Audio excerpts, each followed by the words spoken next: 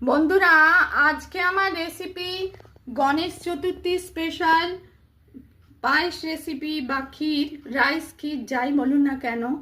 প্রথমে উৎসব অনুষ্ঠানে, যে কোনো উৎসবে আমরা পায়েস খেয়ে থাকি, বিভিন্ন ধরনের পায়েস। এটা আমি চালের পায়েস করেছি বা ভাতের পায়েস বা রাইস ক্ষীর যাই বলুন না কেন। প্রথমে দুধ ঘন করলাম, তারপর গোবিন্দভোগ চাল কিছু সময় ভিজিয়ে রেখেছিলাম।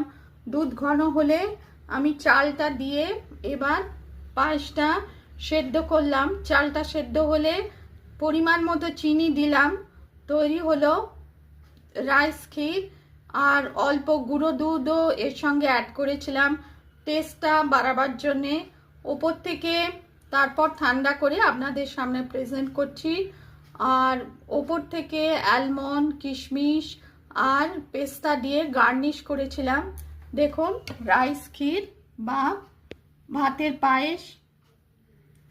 রেসিপি পছন্দ হলে লাইক করবেন, চ্যানেলটিকে সাবস্ক্রাইব করার অনুরোধ রইল। রাইস ক্ষীর বা ভাতের পায়েস যে কোনো উৎসব অনুষ্ঠানে আমরা তৈরি করে থাকি, ওই জন্যে আপনাদের সঙ্গে আমি শেয়ার করলাম। রেসিপি পছন্দ হলে লাইক করবেন, চ্যানেলটিকে সাবস্ক্রাইব করার অনুরোধ রইল।